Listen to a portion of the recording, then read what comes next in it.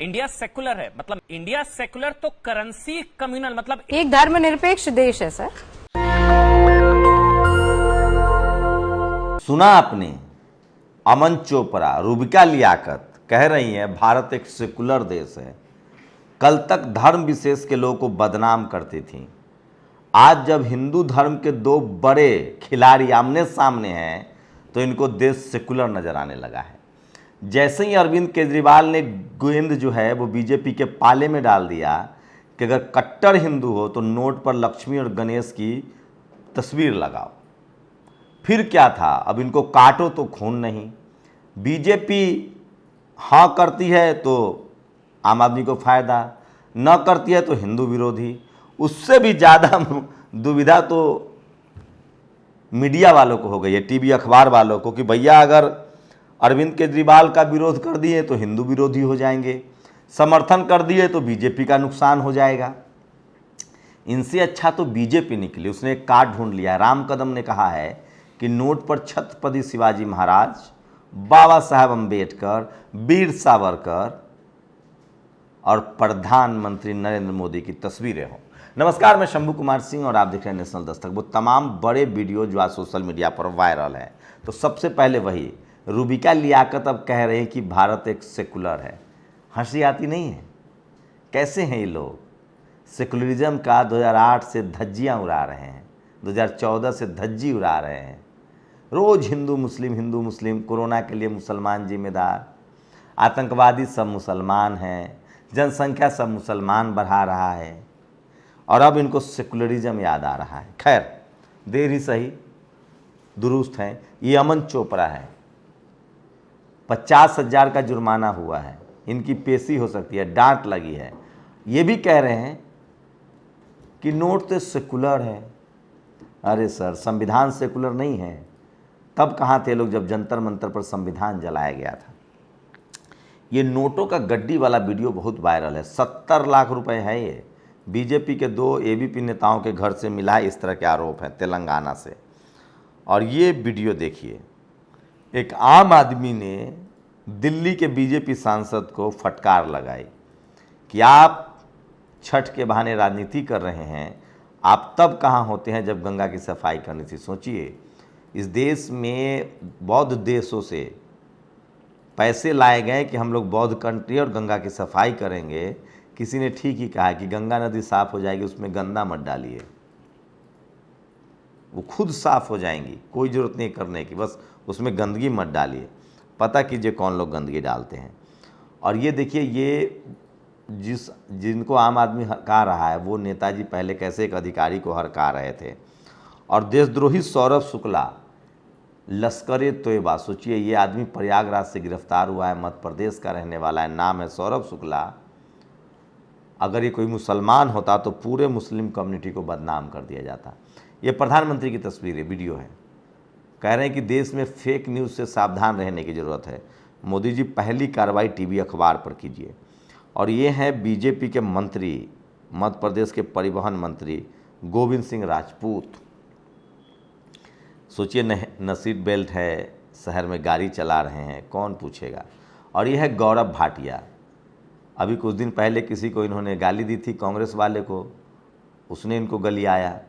अब इन्होंने आम आदमी पार्टी के वाले को कहा कि हाथ मुंह तोड़ दूंगा। तो इस तरह की डिबेट है। और ये हैं एक बेचारे शरीफ आदमी जो कह रहे हैं, ये यूपी के हैं। एक शरीफ आदमी डर ही सकता है और कर ही क्या सकता है। इनके दुकान से कलेक्टर साहिबा ने की पत्नी ने सामान खरीदा, कहा जा रहा है कि गाड़ी में नहीं रखवाया, तो इनकी जमकर कुटाई करवा दी। और अरविंद केजरीवाल का तो जवाब नहीं है, मानना पड़ेगा। क्या मतलब कायदे से जवाब देते हैं। पत्रकारों की ट्रोलिंग तो इनसे सीखना चाहिए। सुन लीजिए आप। और ये हैं पुलिस वाले, यूपी के आगरा के जगदीशपुर के हैं। और सोचिए किस तरह से दारू के नशे में इनका सोशल मीडिया पर वीडियो जो है वो वायरल हो रहा है। ये वीडियो आगरा के जगदीशपुर थाने क्षेत्र का है। योगी जी का राम राज है। और एक छोटी सी फेक न्यूज़ पूरे देश में वायरल बवाल खड़ा कर देते। हमें लोगों को जागरूक करना पड़ेगा। सरकार सोशल मीडिया से डरने लगी है, इसलिए अब उसका इलाज ढूंढ रही है। इसलिए मैं कह रहा हूँ कि तमाम वो बड़ी खबरें हैं जो सोशल मीडिया पर वायरल है। और एक हैं विधायक इन्होंने क्या जवाब दिया है डॉक्टर मंजू सिवाच, भाजपा विधायक मोदी नगर, ये कह रहे हैं कि त्यागी ब्राह्मण और ठाकुर बीजेपी के अलावा कहीं नहीं जा सकते हैं, इनकी चिंता मत करो, टेकन टू बी ग्रांटेड है। और अंत में ये तस्वीरें हैं संविधान जलाने की, मनुवादी व्यवस्था है लोगों का, बाबा साहब अम्बेडकर के संविधान पर हमला। ये पुरानी तस्वीरें हैं जो रोज़ आपके नज़रों से गुजरती हैं। इस पर न कोई बहस हुई, न किसी को सज़ा मिली अब तक, न कोई पकड़ा गया। वही सोचिए, इस देश के सोशल जस्टिस मंत्री को इस्तीफ़ा दे देना पड़ा और एक साधु कह रहा है कि गर्दन काट लेंगे, उसको अच्छा जवाब दिया है भंते सुमित्र रतन ने। तो ये सोशल मीडिया पर सबसे वायरल खबरें थी। आपकी क्या प्रतिक्रिया है? अपनी प्रतिक्रिया दीजिए। और जाते जाते ट्विटर के सीईओ पराग और 2 भारतीयों को बाहर निकाल दिया गया है। आपको मैंने पहले भी बताया था, एक बार फिर बता दे रहा हूँ कि लगातार अमेरिका में, यूरोप में भारतीय लोगों को इसलिए बड़े पदों पर रखा जाता है ताकि ब्लैक लोगों के साथ भेदभाव हो और इन पर केस भी दर्ज न हो। वहाँ जो शोषण के खिलाफ सख्त कानून है, और चूँकि भारतीयों का नस्लीय होने का कोई जेनेटिक नहीं है, कोई इतिहास नहीं है, इसलिए इनको मौका मिलता है। लेकिन ये जातिवादी हैं, ये पूरी दुनिया जानने लगी है। जैसे अमेरिका में रेस के आधार पे भेदभाव होता था, रंग के आधार पे, नस्लीय आधार पे, वहाँ कोई भी गोरे आदमी पर आरोप लगता है तो वो साबित नहीं कर पाता क्योंकि उसके बाप दादाओं ने ऐसा किया है, इसलिए उसको भी माना जाता है कि तुम्हारे बाप दादा परदादा ने चूँकि रेसिज्म किया इसलिए तुम भी किए होगे, और उसको सज़ा मिलती है। अब वो लोग रेसिज्म कर नहीं पाते हैं, कानून सख्त है, इसीलिए चीन और भारत के लोगों को बड़े पदों पर रखा जाता है क्योंकि इन दोनों देशों के लोगों का इतिहास नहीं है रेसिज्म करने का।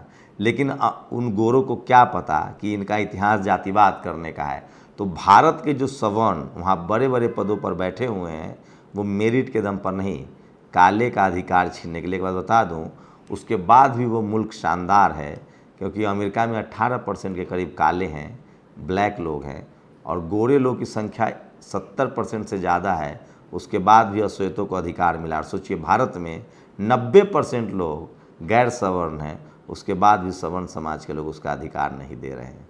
इस गैर बराबरी के खिलाफ आपको बोलना पड़ेगा। अपनी प्रतिक्रिया जरूर दीजिए।